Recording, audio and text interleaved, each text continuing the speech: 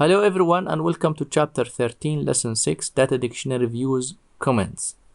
In the previous lessons we learned how to use data dictionary views, user underscore objects, user underscore tables, user underscore columns, user underscore constraints, user underscore cons underscore columns.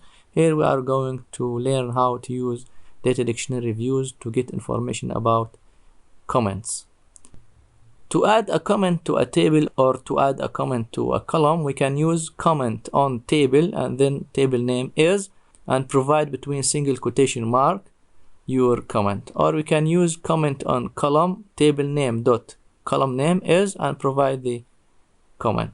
Examples: comment on table emp underscore new is this is a new employees table. Comment on column emp underscore new, this is the table name, dot email, this is the column name is, and provide your comment between single quotation mark. To retrieve information about the comments, we can use user underscore tab underscore comments or all underscore tab underscore comments.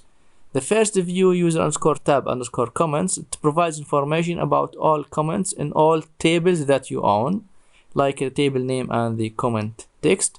While all underscore tab underscore comments, it provides information about all comments on all tables to which you have access. There is also user underscore col underscore comments. It provides information about all comments created on columns and all tables that you own, the table name, the comment text, and the column name. All underscore col underscore comments, it provides you information about all comments created on columns and all tables to which you have access. Let's have a look at this example. Select table name, this is the table name, the comment created from user underscore tab underscore comments where table name equal emp underscore new. I want to retrieve the comments created on a table called emp underscore new. Searching in data dictionary views, you must use capital letter as in our examples. So this is the table name emp underscore new and this is the comment created in the previous slide. This is new employees table. Another example, if you want to retrieve the comments created on columns, select table name, the column name, the comments from user underscore col underscore comments where table name equal emp underscore new. So this is the table name and this is the column name, emp number, name, email.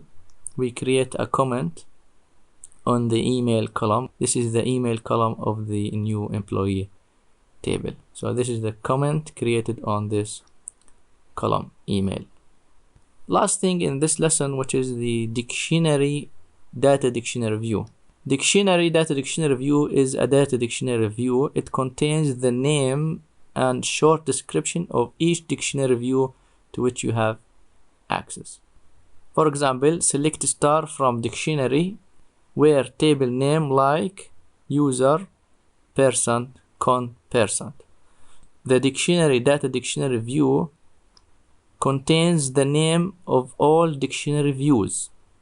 So if you don't remember the exact name of the data dictionary view, you can search by using select star from dictionary where table name like, and you can put here the search pattern to search for your data dictionary view.